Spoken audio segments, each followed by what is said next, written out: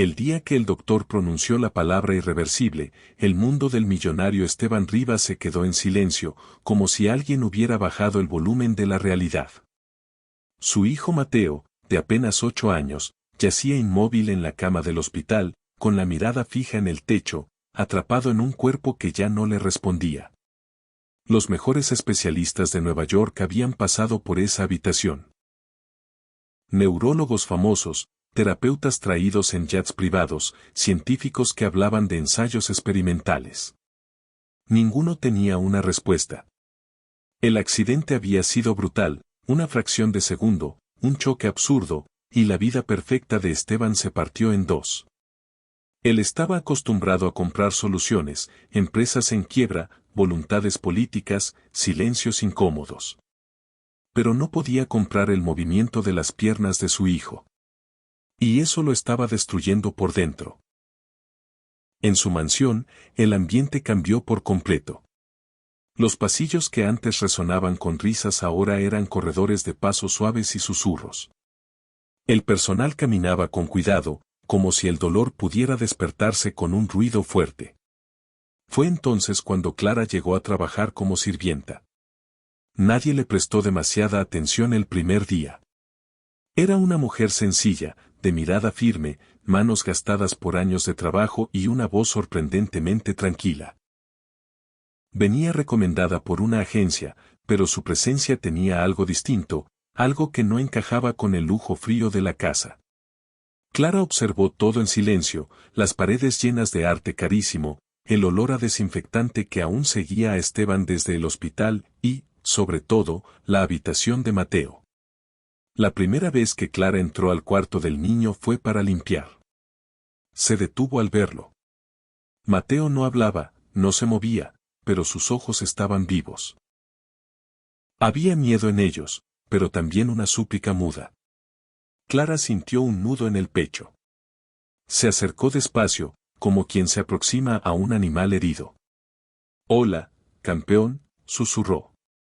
Nadie le había hablado así en semanas.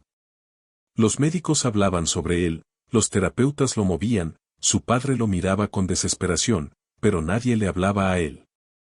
Mateo parpadeó lento, como si ese saludo hubiera cruzado una pared invisible.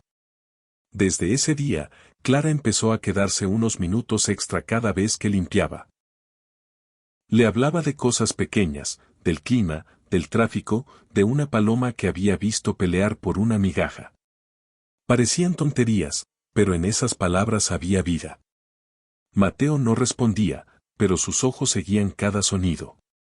Clara comenzó a notar cambios diminutos, una respiración más profunda, un parpadeo más rápido cuando ella reía.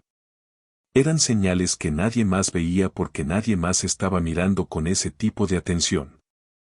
Esteban, en cambio, estaba consumido por la frustración.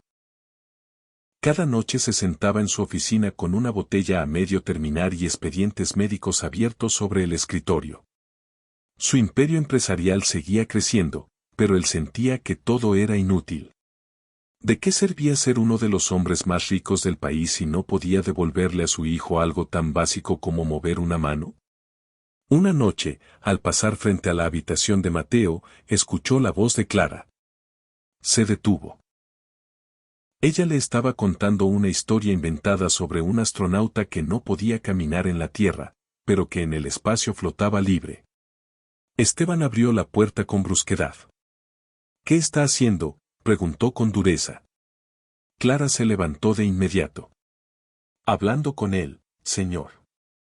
«Él no entiende», respondió Esteban, automático, como si repitiera un diagnóstico.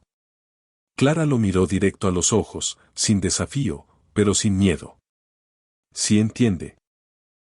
Solo que nadie se queda el tiempo suficiente para notarlo». El silencio que siguió fue incómodo. Esteban quiso discutir, despedirla, decirle que no se metiera donde no le correspondía. Pero algo en la mirada de Mateo lo detuvo. Sus ojos estaban húmedos.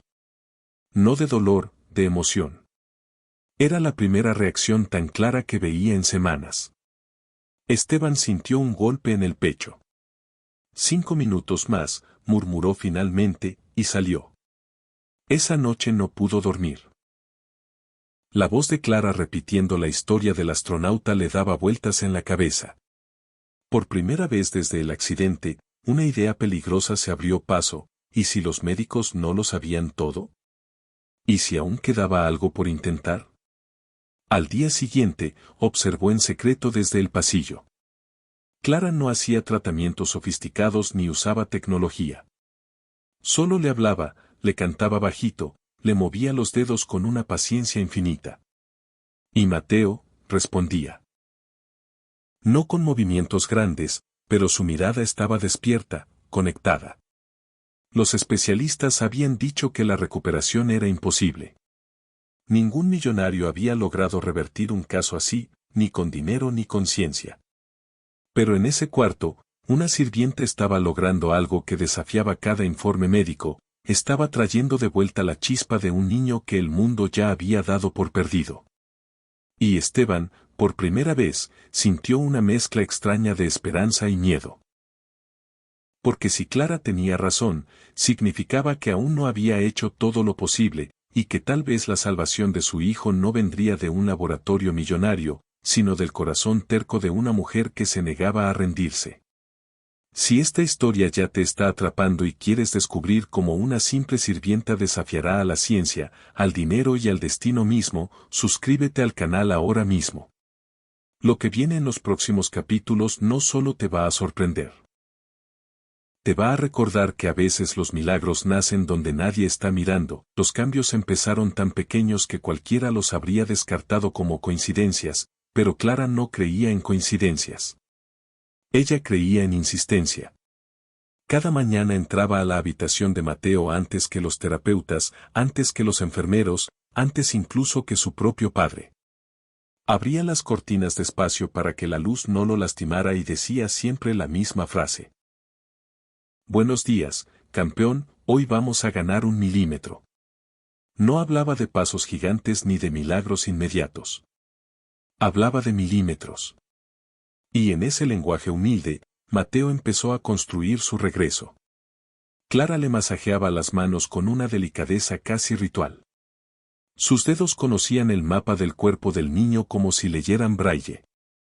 Presionaba puntos específicos, movía las articulaciones con un ritmo constante y le narraba cada movimiento. Este es tu dedo valiente. Este es el que va a tocar el mundo primero, este no se rinde. Para cualquier observador, parecía una escena absurda, una sirvienta hablándole a una mano inmóvil. Pero Mateo la escuchaba. Sus pupilas se enfocaban, su respiración cambiaba. Había conexión. Y la conexión era el primer puente de regreso. Los médicos notaron algo una semana después. Durante una evaluación rutinaria, el neurólogo pidió un reflejo que ya había fallado decenas de veces. Mateo tardó, pero su dedo índice tembló. No fue un movimiento limpio. Fue apenas un espasmo. El médico lo anotó sin entusiasmo.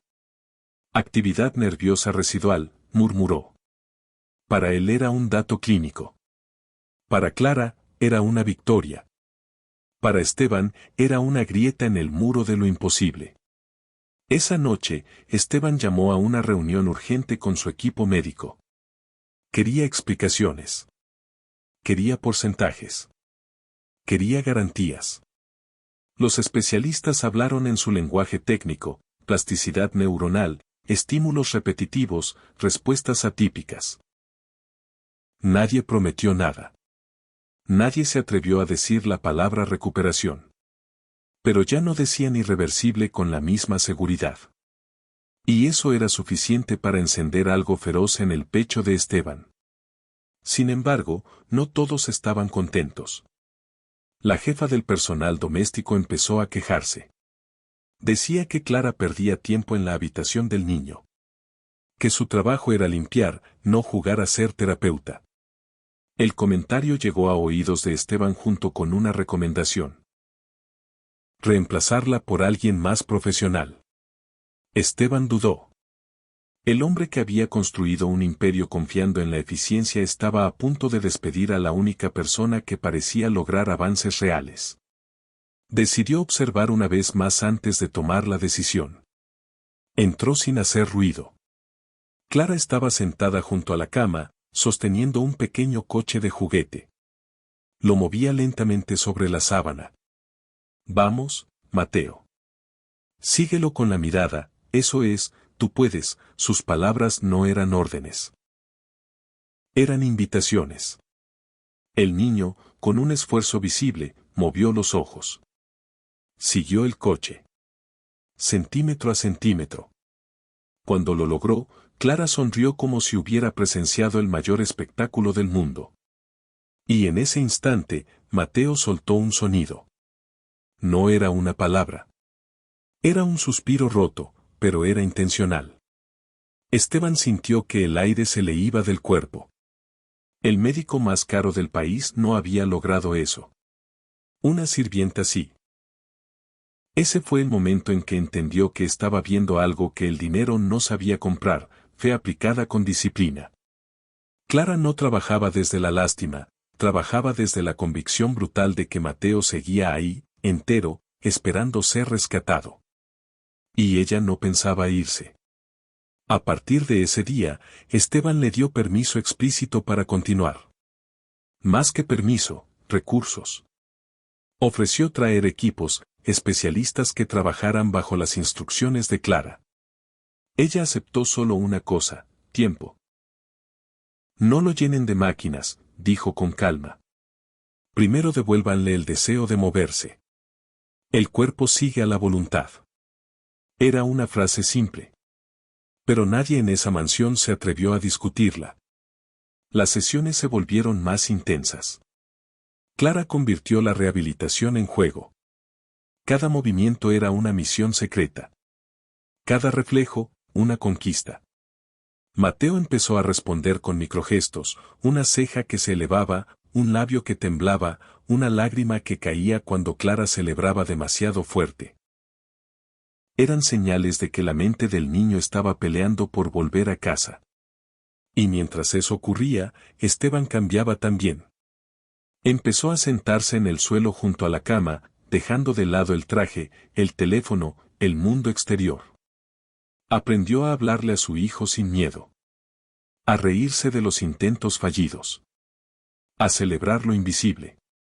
Por primera vez desde el accidente, no se sentía un millonario impotente. Se sentía un padre luchando. Pero el progreso trae enemigos. Los informes médicos empezaron a circular. La prensa olfateó la historia del niño milagro.